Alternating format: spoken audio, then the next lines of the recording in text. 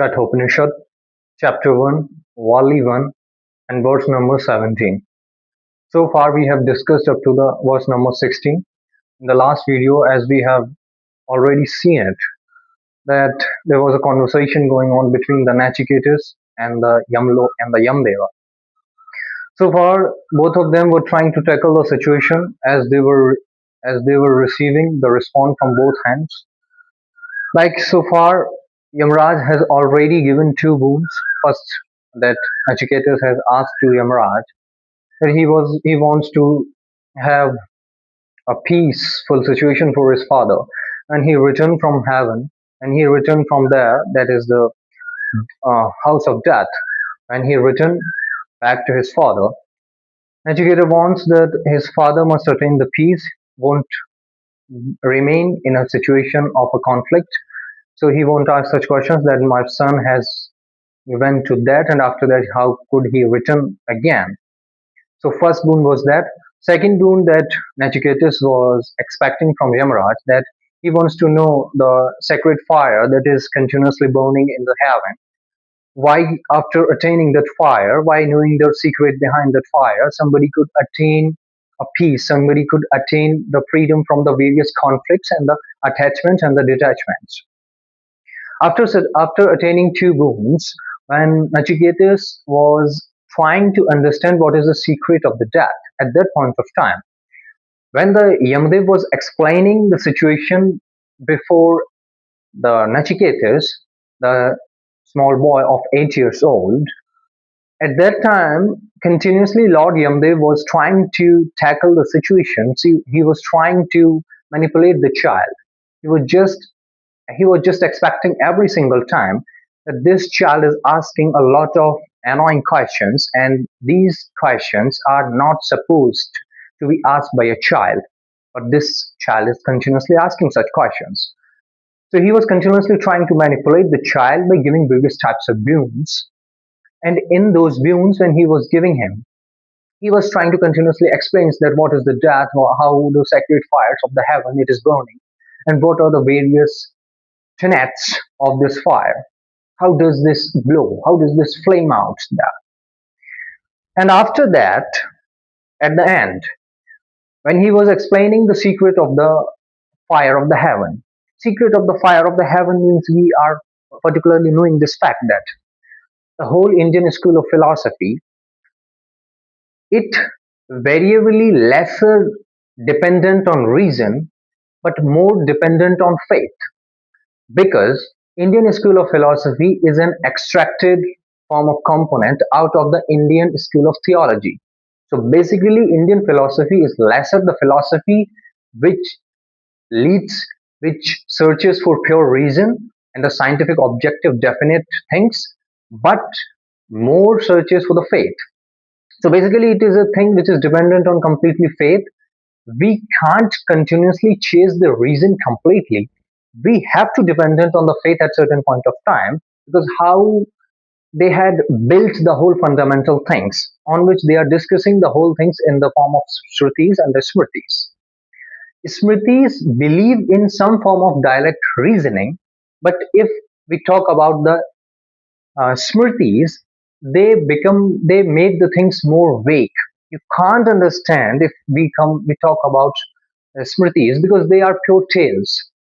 So this is really complex. If we try to find the absolute logic, absolute reasoning in Indian school of thought, so that is quite missing there. So everything is based on something, you might say that it is a thing of faith. We are talking about Atmana here. So in that sense, if a tale is being shared by the rishis, by the saints, the various saints, so instead of finding the direct reason, direct logic, or the absolute logic there, we need to have some faith in this thing. If there is no faith, then there is no mode of discussion in which we could find any particular reason. Because the rishis, the saints, they are focusing more on realization and lesser on reason. That we need to understand first.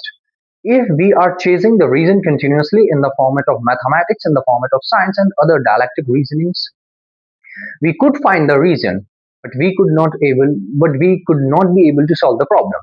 For example, Western philosophy is continuously following the reason, but there is no guarantee that after getting the final reason, the problem would be solved. Western philosophy is focusing on the knowledge. Crisis of knowledge is there. But the Eastern Indian philosophy is rather focusing on knowledge, rather focusing on the problem of intellect. It is focusing on the problem of the daily life, the problem related to the realization. If one is feeling the realization, there is a conflict continuously going on between the Eastern and the Western school of thought, the conflict of prudence versus passion. The Western thought always remains trained in the category of prudence, the forethoughtness. They follow the logic, they follow the reason. If it is reasonable, if it is logical, if one could debate on it, one could finalize the final thing, the final logic, final intellectual matter which we could discuss among the society, among the group, then it is a matter of prudence. But in the Shrutis, we follow the prudence, we lesser follow the forethoughts, we more follow the passion sometimes. Because after getting a state in the discussion of prudence, then thought can't help us. Then after that thought, we need to follow some passion. We need to follow some belief, some faith, some blindedness, some kind of homari in the tongue of Rumi. Now I do not want to have any kind of dialect. Now I do want to have any kind of discussion. I'd rather want to have attainment of peaceful situation, an attainment of an intoxicating situation in which my mind must attain a certain kind of peace which is not possible to have in the situation of thoughts. Because the intellect sometimes could not give us something which, which very easily one could get it from the faith, one could get it from the non-reasoning. So that is the thing we need to capture in mind. So now, in the discussing of this tale of Lord Yamaraja and Nachiketas, we are seeing here continuously that now Lord Yamaraja is explaining to Nachiketas that the secret or the essence of that Shruti, the Shruti that saints, Indian saints, the Rigvedic saints that have received in the form of realization, in the form of revelation, and they whatsoever they had listened the words of God, they had just acclaimed it. There is no pure reason which could tangle that. What Lord Yamaraj is still trying to explain to Nachiketas that what is that the secret of Smriti, what is the secret of that ultimate soul, ultimate Atman, which you could understand, which you could explore it in your life as well, and that is also related to the realization, related to the personal experiences, the subjective experience of the Purusha, not only the objective, logical knowledge of Prakriti. There is a continuous balance between the Prakriti and Purusha. I'm going to explain it to you. So it is the verse number 17 of the Valli number 1, chapter number 1. Of course, we are discussing it here. So it goes like Nachiketa Agni Chayan Trinachiket Astri Bhiretya Sandhim Trikarma Kritya Rati Janma Mrityu Brahma Jagyam Deva Midyam Viditva Necha Yemam Shanti Matyantameti. It goes like he the translation is I have taken from the Sri Aurobindo's text. He that lighteth the three fires of Nachiketas and uniteth himself with the three and doeth the triple works passeth beyond death and birth forever. He knoweth and seeth the God of our adoration who is omniscient and born of the eternal Brahman, and he attaineth utterly the peace. Do not worry, I am going to explain every single word clearly to you. So it's basically talking about, instead of getting into the grammatical entanglement of the words which has been impaired in the various sentences which we are trying to reconnect, just get the objective things what they are trying to convey in it. They're basically trying to convey basically the three things. They are saying Nachiketas fire, we have already discussed this, it is the sacred form of Agni. Basically, it is the concept in the intellectual form to attain the peace, to attain the realization. The whole goal of Indian philosophy is to attain moksha. not to solve any intellectual problem, but to completely destroy the intellect, destroy, completely get rid of this this cycle of the birth and death, and continuously again getting free from this permanently, not temporarily. So it is going to attain moksha. So in this verse particularly, not they are dealing the moksha, rather something lesser than moksha, that is to attain the heaven, to attain a state of complete pleasure, which is better than at least the state of sorrow. So they are saying that the one who choose the Nachiketa's fires trial, who choose the Nachiketa's fires 3 times. What are those 3 times? 3 is having a symbolic meaning in here. Nachiketa's fire means the secret of attaining the moksha. Trinachiketas means the one who chooses uh, to understand this fire 3 times means the one who got completely get rid of the 3 relations. These 3 relations are, in Indian text it is mentioned, 3 relations are relations with one mother, relation with one father or the paternal, the relation with one guru or the master. These 3 relations mentions, let's take these 3 relations. The Smriti text, the Shruti text is saying that the one who attains, who understands the secret fire is a one who wins these 3 relations, or who understand the complete essence of these 3 relations. In the word, when we are saying that understanding the essence, means we are saying that first understanding the essence, then we could understand the existential things. Essence is always prior to existentialism. In here, we are saying that mother, father, and the master or the guru. These 3 are there. Let's keep these 3 in mind, forget all the things. So let's take the Sankhya philosophy in here, because this is the core thing in this verse, in this very verse, which we are taking from the Sankhya philosophy. Sankhya school of branch, Sankhya school of faculty, which is a sub part of the Astic school of thought. In here, Sankhya school said that the whole world, everything in this universe is made out of 3 kinds of qualities. That is called as Prakriti. The whole universe is nothing but a creation of the Prakriti. Prakriti means basically the Prakriti, pre-creation. What was existing before the creation is Prakriti. Prakriti is the primordial cause of everything exists in this universe.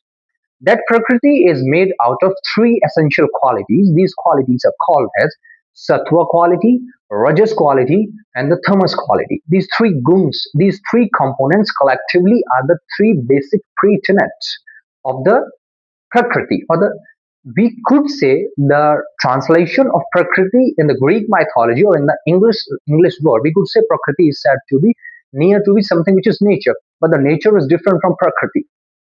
Nature, we mean something which is like a tree is a nature, a human is a nature, but a fan is not a nature, it is man-made. But in Prakriti is different from nature. In Prakriti, a tree is Prakriti, a human is Prakriti, everything which exists in this universe is Prakriti, nothing which beyond exists Prakriti could not is not a part of it. Means basically whatsoever exists is a primordial thing, the fundamental substance, that is Prakriti. Sattvagun, Rajogun, Tamogun. The whole thing in this universe are nothing but a various proportionate mixture of these 3 qualities. Like anything in this universe is made out of, it contains 3 qualities. First quality is the quality of Rajas. Rajas means the quality of movement, the quality of activation, anything which move, anything which frequent, anything which has oscillation in it. That is Rajas quality. Second quality in the Prakriti is Tamas quality, anything which stops.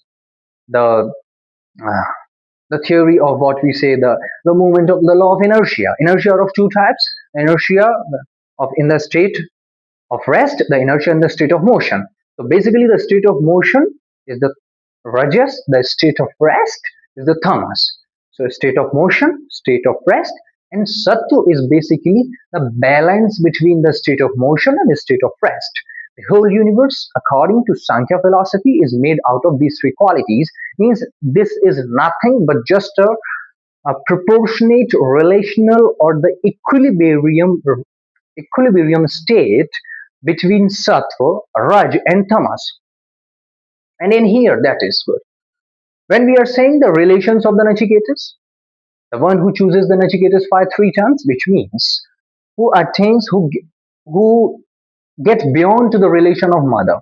Mother means in here not your biological mother, but rather mother is in here in the form of relation as well.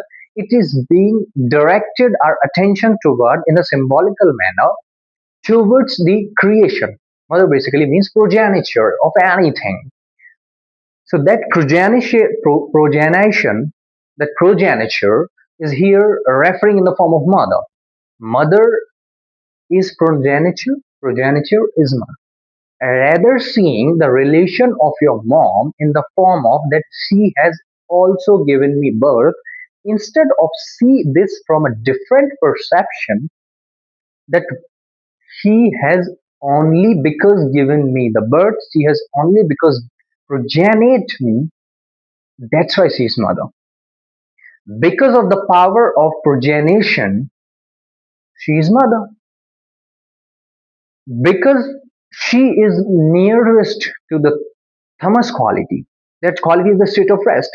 Mother always remain at the state of rest. It is also symbolical thing. When the man hunting and there is a germination of the family, the at first time when the after settling up in the human society, when agriculture came into the society and people started settling out in the form of families, at that time, what happened there? What we saw there, that the family is borning, the family institution born out. At that time, we are seeing that father are hunter and gatherer, they are remaining outside the domestic ambits, while the mother are continuously remaining inside the caves, inside the domestic ambits. Why? Because it is happening because she is basically in the state of tamas. At every point of time, in the most of the months of the year, she is in the state of pregnancy. She can't move. It is at the state of rest. So, mother means the state of rest. The one who understands the system of progenation, the system of germination, he understands the state of rest. He goes beyond that. Then, father. Father means basically reaction, activity, oscillations. Father is continuously angry. For some reason, he is angry. Because father is basically nearer to the rajas quality, nearer to the activation, near to the oscillation. He's continuously restless. He can't stay at home. When mother is pregnant, he was continuously wandering, he was hunting, he was gathering, he was doing all the things. He was continuously in the state of rage. He was aggressive because he need to protect his domestic house. The moment we understand the Trinachiketa's fire, get beyond to the relation of the mother means the quality of the tamas of prakriti, get beyond to the relation of the father means beyond the quality of the rajas, the quality of oscillation, the quality of activation, the quality of aggression, the quality of rage, basically anything movement, and which also get beyond to the quality of the master. The third thing is that master is neither tamas nor rajas, master is sattva, the balance between the rest and the movement. Master tells you how to discipline yourself. That's why you call the disciple. Disciple means it. The the root meaning of this word means the one who balances itself in the state of equilibrium between the two. Earlier, when the child were at home, mother was continuously trying to put it in her lap, was trying to stop him. Mother is your stopping barrier. Mother always wants you to stay at a place. Mother wants you to stay at her house. Mother wants you to stay at other house. Mother wants you to not move. Remain stay. Remain alert at one place. Your father wants you to completely do movement. Go to the gym, do this thing, do that thing, go at this place. He wants you to not sit at one place, he wants you to do movement. Now when you move to the master don't expect you to remain just either sit or just in the state of movement. He wants you to not sleep, we want to not run, we want to sit properly in the state of awakening. For some reason, you must have seen it when you were a child. Let's say, let's take a simple tale or a regular society's tale. The tale is when you were eight, and so, let's say it's a Sunday, and you were enjoying a very beautiful sleep, and it's 9 a.m. in the morning. Let's say you were a child in the European countries, or you were a child in the Indian state. It doesn't make a big difference. It's a Sunday, very lovely morning. There is no school. You need not to go at anywhere outside home. There is no formal institution in which you need to attend the classes. It's a day of entertainment. But now, when you are at bed, it's still 9 a.m., you are at bed. Have you seen it that your mother won't have much problem if you are sleeping? Mother won't have much problem if you are at the state of rest. Mother will come to you, she will ask you that why are you sleeping so long? It's your time, just get up and have some shower and just get to the breakfast and do other things.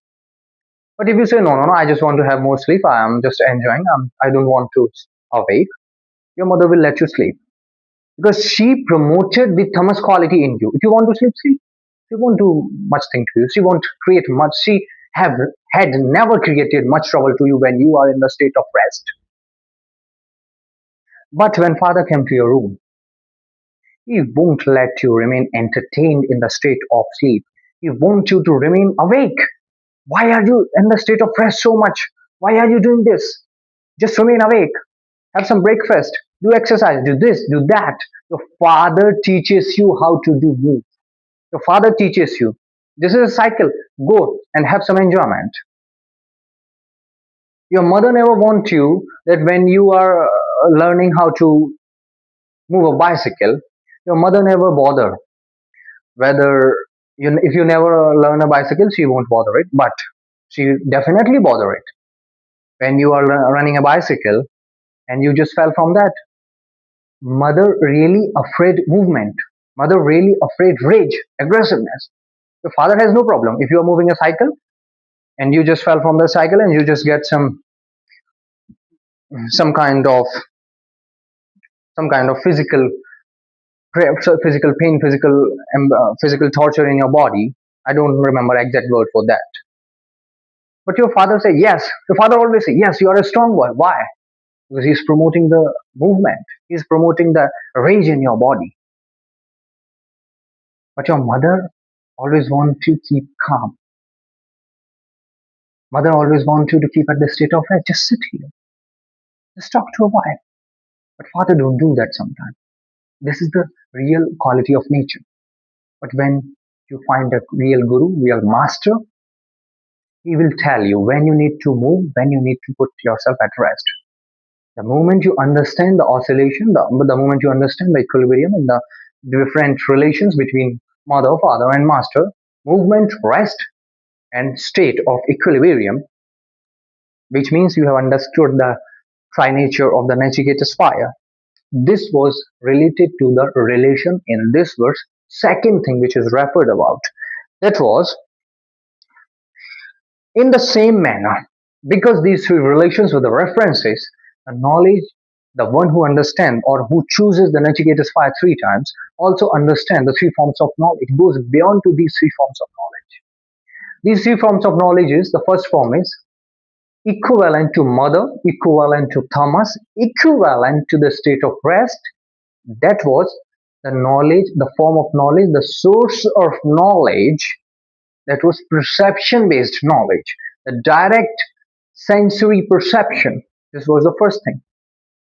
When you see a child is having a relation with his mother, that relation is not based on thought. That knowledge, that relation is not based on some kind of intuition. That knowledge is based on direct bodily touch, direct bodily perception.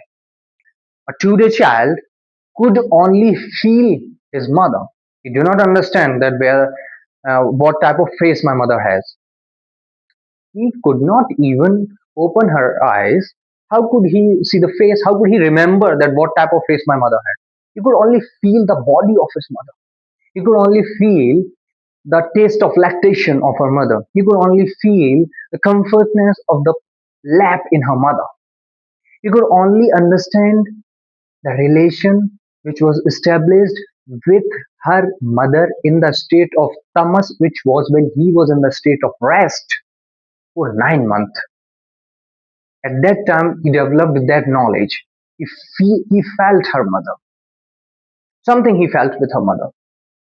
If you move to your mother, if you met your mother next time, when you just give her a hug, what would you feel? That feel is nothing but your first knowledge, a knowledge of perception. It is called as pratyaksha pramana in Indian philosophy. You are directly feeling it on the basis of your perception. If we extend it, we could say that now whatsoever we see in this world from our five sensory perceptions, five gyanendriyas, we could say this is a direct perception based knowledge. I could see you, you could see me. I can see you, you can see me. I see you, you see me. This is a protection. This is direct perception. That is the first type of knowledge. Sometime we could say that after seeing, when I see you, you have whatsoever I received, I image which I simply made. When I am seeing it, I am continuously making some kind of images. That images are letting me know, letting me have the knowledge what I am saying, what I am seeing, what is happening in this world. This is the perception based knowledge. This is the protection knowledge. Then we made such kind of perception. Second knowledge is inference based knowledge. When we made logical inferences, I could not see what is happening there. I could not feel. My five senses are not able to get what is happening. Then we use logical inferences. In Sanskrit, we call it yatra yatra dhumra tatra tatra agni. This is an inference. Means wherever will be a fume, there must be fire. So here we could not see the fire directly, which is burning behind the mountain. Our eyes are not able to see. But because we are making a logical inference that beside the mountain, we could see some fumes, some black fumes is floating around. We could see there must be a fire. That is a logical inference. That is the information. Let's say somebody could not feel her mother, her father, his mother, his father. That logical inference is DNA sampling. Through DNA sampling, you could easily understand whether he or she is your father, parent, or guardian or not. Second thing is direct knowledge. There is logical base. Third, scripture based. For some kind, mother teaches us rest, father teaches us inference, father teaches us logic, father teaches us buddhi, that how intellectually you must think, how you must behave in the market, how you must talk to the other person. Every time they give you better logic. That's why. When you move to your master, they tell you how to understand from the scriptures, how to understand in the Shabda Pramana. Master tells you that whether you must have not seen something from your direct perception, whether you must have not made some good logical inference, but there are some words which are written in the scriptures, there are some words which some Apta Purusha, some reliable persons has written in their text, in their researches, you have to believe that. What Einstein has written in their researches, the theory of relativity, we could not understand it from our direct perception, neither we are able to make any logical inference. But because we believe that Einstein is a reliable person, we need to believe what he has written in his researches and we believe the theory of relativity. Until and unless somebody must not came and just prove it that this is a logical myth, or somebody does not prove it wrong, until we need to face it. For example, what Newton has established in his theories, Einstein came and proved it wrong. Now we started to under believing Einstein's theories. In the same manner, third thing, Shankaracharyas are saying, we are saying, everybody is saying, are you getting it what I'm trying to say actually? Put aside the Indian school of thought, Western school of thought, it is basically saying, and we are trying to understand, when we are trying to address the two basic questions, the crisis of life, which means the crisis of problems in our daily life, and the crisis of knowledge in the form of intelligentsia, intellectuals, what type of problem which we are discussing, whatsoever are there. Observation is the first thing to have, because we are continuously, whatsoever we are seeing, we are not continuously just searching or hunting before reason. There are something which called as passion, compassion, and love, which we need to feel it directly. There is a fight going on between the intelligence versus emotions. Intellect versus emotion. What would you choose? Prudence versus passion. What would you choose? Thought versus emotions. What would you choose? Psyche versus mind. What would you choose? It is not always that we need to choose always one. Because from my understanding so far, which is limited and which could have included a lot of error in it, I could conclude it for now that if there is a fight going on between the intellect and the passion, between the thought, logical thought, and the emotional mind, we were originally having emotions only. A child do not have any thought. This is that child is only having emotions, and in the state of evolution, that child developed the thought out of those emotions. Because in the state of emotions we were having a lot of trouble, so that in that our rage, in that by putting our effort in the state of evolution, we turn the energy of emotions into thoughts. To solve the problem of emotions, we generated the thought. Now we are indulged, now we made oneself indulge so much into the thought that we have completely lost our emotions. So we just need to use the tool of intellect, the tool of thought, to set out the problem in the state of emotion. The moment your problem in the state of emotion, the moment your emotional mind is at the state of rest, at the state of peace, leave the tool of thoughts, leave the tool of intellect aside, because you were using intellect to get the ultimate peace at the state of emotion only. If you are not emotionally stable, what could you do with that intellect? What would you do with the pure reasoning? I have understood what is the secret of this universe. Now, what is the relevance of that thing if that secret could not make me peaceful, could not make me in a state of rest? I searched for that logical thought, for that reasoning, because I was continuously burning in my state of emotions.